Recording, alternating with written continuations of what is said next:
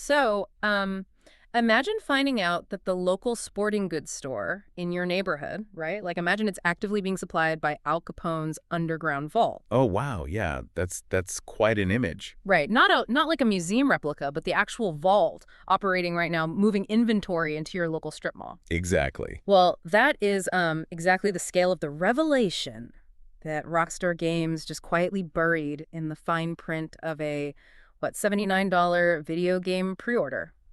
So welcome to today's deep dive. Thanks for having me. I mean, the timing on this is just wild. It really is. Today, we are looking at this absolute masterclass in world building.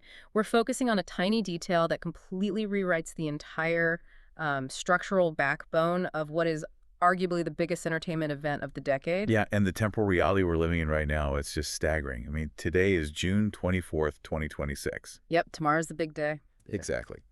Tomorrow morning, pre-orders for Grand Theft Auto 6 officially go live across every single digital storefront and global retailer. The hype is, I mean, it's at an unadulterated fever pitch.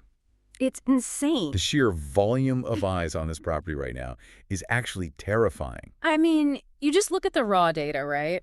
Trailer 1 has been sitting out there for 2 years now, accumulating, what, a mind-blowing 283 million views. Yeah, that number still doesn't feel real. And then Trailer 2 dropped a year ago, racked up another 168 million. Then just 6 days ago, the official cover art reveal dropped on the Rockstar YouTube channel. Right.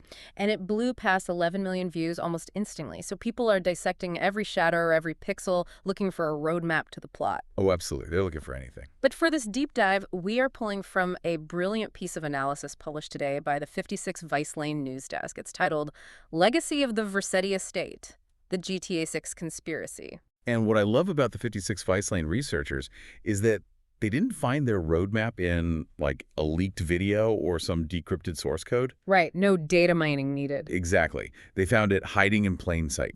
It was entirely ignored by the mainstream coverage. They zeroed in on the official promotional marketing copy for the game's Ultimate Edition. Which is so funny to me. Just the store page. Right. Specifically, they looked at the blurb detailing a pair of bonus weapons, the Hawk and Little Morgan Revolvers. Okay, let's unpack this because the exact wording is what blows the doors off this whole thing. Yeah, the grammar is everything here. It really is. The official listing states that these revolvers are, and I quote, sourced exclusively from the Vercetti Estate. Let's really think about the grammar of that sentence. The copy does not say these weapons are inspired by the Vercetti Estate. It doesn't call them a tribute to the past. It uses the active present tense, sourced. Right. And the implications of that single word, I mean, it completely shifts the reality of the game world. Well, sourced denotes an active, currently functioning supply chain. It implies logistics. Yeah. It means that the iconic mansion on Starfish Island is not just some, nostalgic, empty architectural landmark for players to drive past and point at. It's a functioning entity. If something is being sourced, someone is actively managing the sourcing. Precisely. Going back to that Capone analogy earlier, right? This isn't about finding a rusty Tommy gun hidden in a brick wall. This is finding out the vault has a logistics manager, a loading dock, and a literal fleet of delivery trucks currently rolling down the modern interstate. Yeah, and taking that a step further, the promotional copy actually provides the destination for those trucks. Oh, right, the retail side. Yeah. It explicitly states these revolvers are, quote, found at Ammu-Nation stores as Jason and Lucia's story progresses. Wow. We are talking about the state's largest fully licensed retail gun chain here. The connection is profound. It's massive. A 40-year-old criminal estate is actively feeding specialized historical weapons into the modern Leonida retail ecosystem in real time. Which means we're dealing with a massive operational business contract between a shadow empire and a public-facing corporation. Exactly. Someone has access to that estate's armory, and, someone is making high-level logistical decisions about what hardware leaves that compound when it hits the retail market. Right. But if we accept that this supply chain is actively moving product today, the immediate physical problem becomes the inventory itself. Right, the guns. Yeah.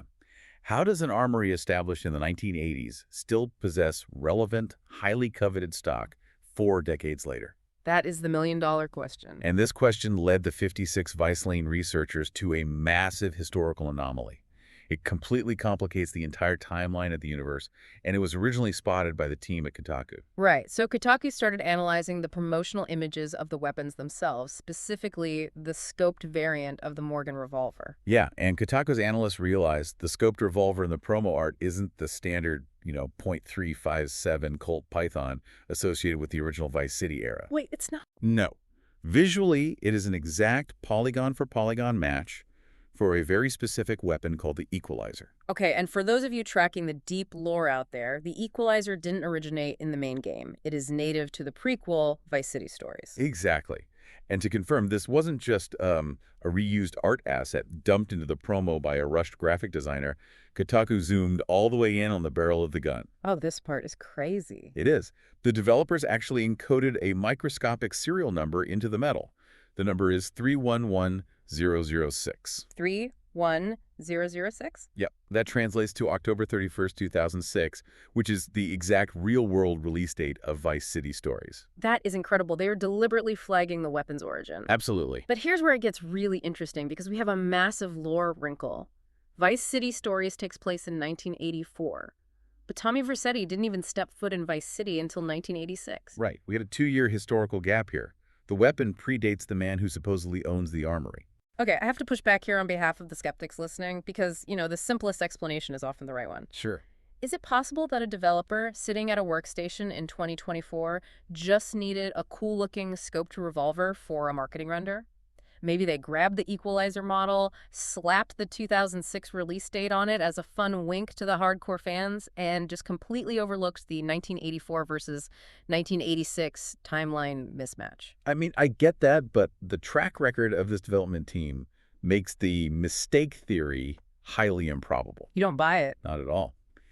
We are talking about a studio that famously models the correct astronomical star charts in their night skies. Right. Oh, that's true. And they ensure vehicle suspension reacts differently to varying types of mud. A team that meticulous does not accidentally encode a release date onto a historically anachronistic weapon. Yeah. They are intimately aware of their own fictional timeline. Okay, fair point.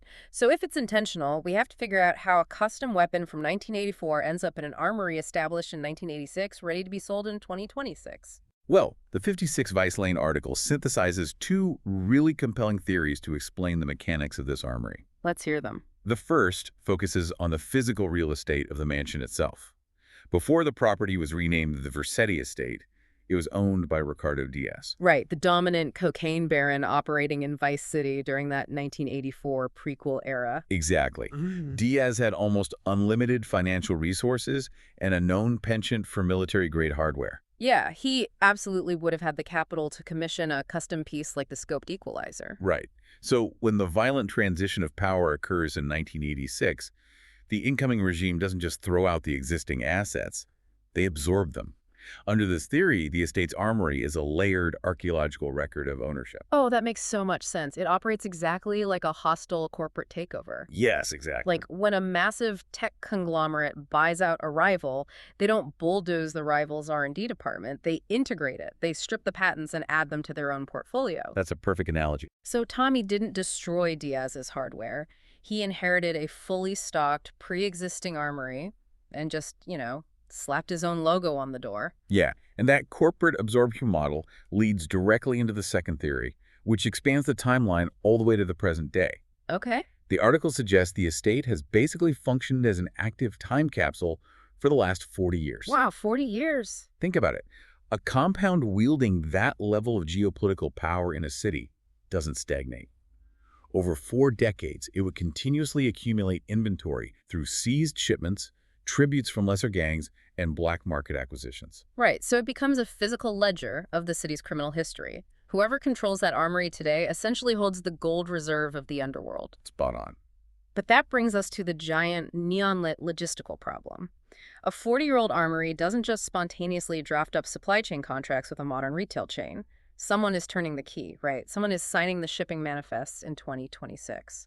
And the transition of power over a 40-year span in a criminal enterprise is incredibly complex. I can imagine. The 56 Vice Lane piece breaks down 3 distinct operational models for who is actually running the estate today. And each model completely changes the flavor of the underworld that Jason and Lucia are about to step into. Okay, let's go through them. Let's start with the most grounded operational model. If the founder's out of the picture, you look at the executive board, we could be dealing with a surviving middle management lieutenant. Yeah, that's option one. The survival rate at the top of a cartel is notoriously low. Right. But middle management often endures. They stay out of the crossfire. Exactly. This model suggests a trusted lieutenant, someone who managed logistics rather than territory, Right. someone who kept their ego in check, quietly took the reins as the louder personalities killed each other off. Right. They wouldn't be flashy. They would just maintain the compound as a steady, low-profile revenue stream, totally avoiding the crosshairs of federal law enforcement. Just a guy in a tailored suit, ensuring the supply trucks run on time, operating purely on legacy momentum. I like that. Right. But if the original crew was entirely wiped out or incarcerated, the estate could have simply been liquidated. Which leads to option two. Yep. We could be looking at a completely unknown heir, or even an external buyer operating behind a labyrinth of legal shell companies.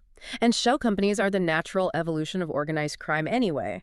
So in this scenario, a corporate entity technically owns the Starfish Island property. They route the historical weapons through seemingly legitimate salvage or antique channels, entirely divorcing the current operation from the violence of the 1980s. Exactly. Wash the money and the history. Okay, so if it's not a legacy lieutenant keeping their head down, and it's not a secret heir hiding behind a holding company, what's the third option? Are we looking at a scenario where the estate isn't a person at all anymore? Has it just become a corporation? Yes. And that is the most structurally fascinating possibility to me. The idea that the estate itself has evolved from a single-person sprawling empire into a faceless, cartel-like institution. If you study the life cycle of real-world cartels, they often begin as personality cults centered around a charismatic founder. But to survive for decades against international law enforcement and internal succession wars, they have to institutionalize. They have to adapt. Right? They establish boards of directors. They operate by committee and tradition. The Vercetti Estate ceases to be a man's home. It becomes a monolithic, almost bureaucratic institution that has entirely outlived its creator. Okay, I have to pause the analysis right there because I know what every single fan listening to this is screaming at their device right now. Oh, I know exactly what you're going to say. If we are talking about the Vercetti Estate and we are returning to the state of Leonida, why wouldn't Tommy Vercetti just be running it himself? Yep, there it is. I mean, we are talking about an entertainment medium that thrives on nostalgia. Developers routinely bend their own lore backwards just to bring back iconic characters for massive internet-breaking cameos. Why not Tommy? It's a fair question. And the desire for that cameo is totally universal. But the real-world artistic constraints make it highly improbable. Right, because of the actor. Exactly. The character of Tommy Vercetti is inextricably linked to the vocal performance of the legendary Ray Liotta, who, as we know, sadly passed away in May 2022. Yeah, his performance completely defined that era of gaming. It did. It really did. And while the industry possesses the technology to synthesize voices using AI... Inches everywhere now. Right. But Rockstar historically avoids artificial recreation for deceased performers. Narratively speaking, it just doesn't fit their artistic approach to character building. And there is zero expectation they would alter that stance for a performance as culturally significant as Liotta's. That makes total sense. They respect the craft too much. Exactly. But even if we ignore the real-world constraints, the internal narrative math simply doesn't support his return as an active kingpin. Why not? Well, if this new story takes place in 2025 or 2026, Tommy Vercetti would be approximately 75 years old. Oh, wow. Yeah, I didn't even think about the math on that. That dramatically alters the pacing and tone of a high-octane, street-level crime narrative. You don't really have a 75-year-old man actively orchestrating turf wars from a mansion. Right, and the 56 Vice Lane article highlights the sheer brilliance of the developer's approach to this problem. By keeping the character as a historical shadow and treating his estate as a living, breathing institution, they honored the legacy of the actor and the character simultaneously. It's a brilliant workaround. It proves his empire didn't just collapse the moment he stepped off screen. It became part of the city's permanent DNA. Yes. And it avoids the trap of reducing a legendary kingpin to a cheap, 5-minute cutscene just to generate social media buzz. Exactly. It treats the lore with profound respect. The institution survives, which actually presents a far more intimidating obstacle for the new protagonists anyway. So let's bring this macro-level conspiracy back down to the street level. For the player, we have this massive, faceless, corporatized institution operating in the shadows of modern Leonida. How does this actually intersect with Jason and Lucia, the characters you will be controlling? To map that intersection, we had to look at the official synopsis provided for the new narrative. The starting conditions for these characters are incredibly grounded. Very street level. Very. Jason begins in the Keys, operating as a small-time drug runner for a low-level operator named Brian Hader. So he is working the absolute margins of the criminal economy. Small boats, small margins, high risk. Exactly. And Lucia is introduced freshly released from the Leonida Penitentiary, likely on parole, starting from absolute zero. Right. But the synopsis explicitly states that an easy score goes wrong, plunging them into a massive criminal conspiracy stretching across the entire state. So what does this all mean? How do we bridge the gap between a botched small-time robbery in the swamps and a 40-year-old mafia estate? Well, let's go back to the Ammu-Nation connection, because that is the linchpin.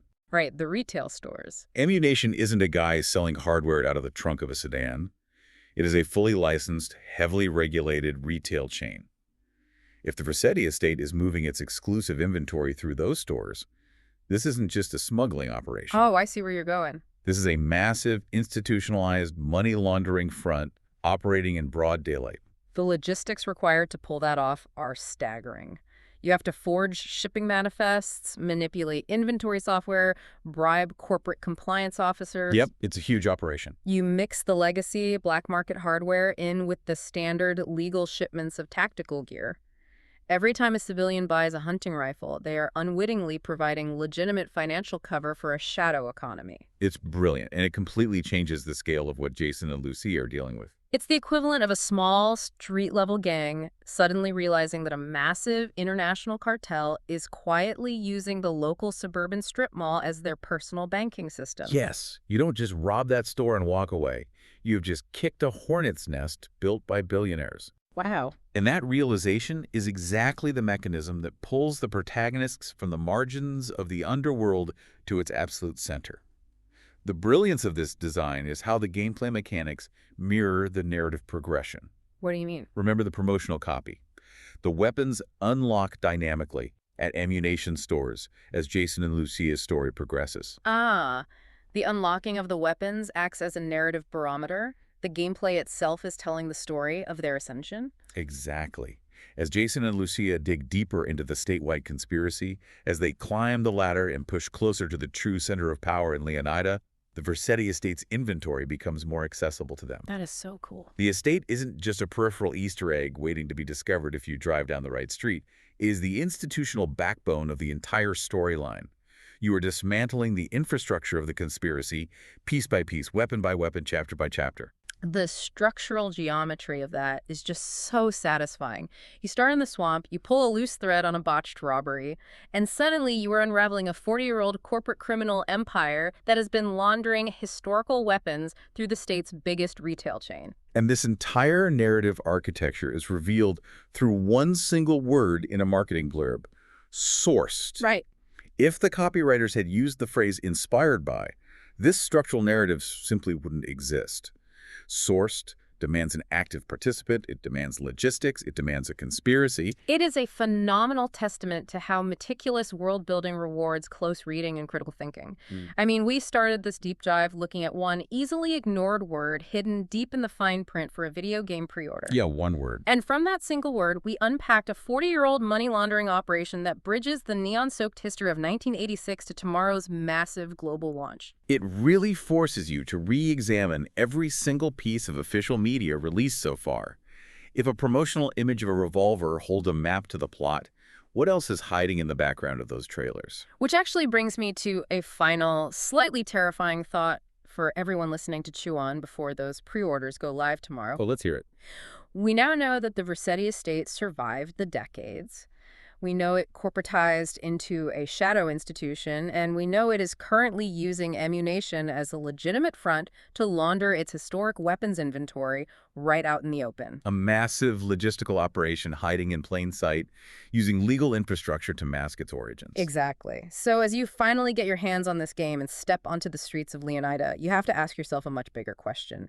If the estate survived by infiltrating legal retail, what other legitimate neon-soaked Vice City businesses from 1986 have quietly survived the decades? Ooh, that's a good question. Right. What other nostalgic landmarks, clubs, or corporations are actually secretly funding this statewide conspiracy right under your nose? Keep looking closely at the details. Because as we've seen today, you never know what's hiding in the fine print.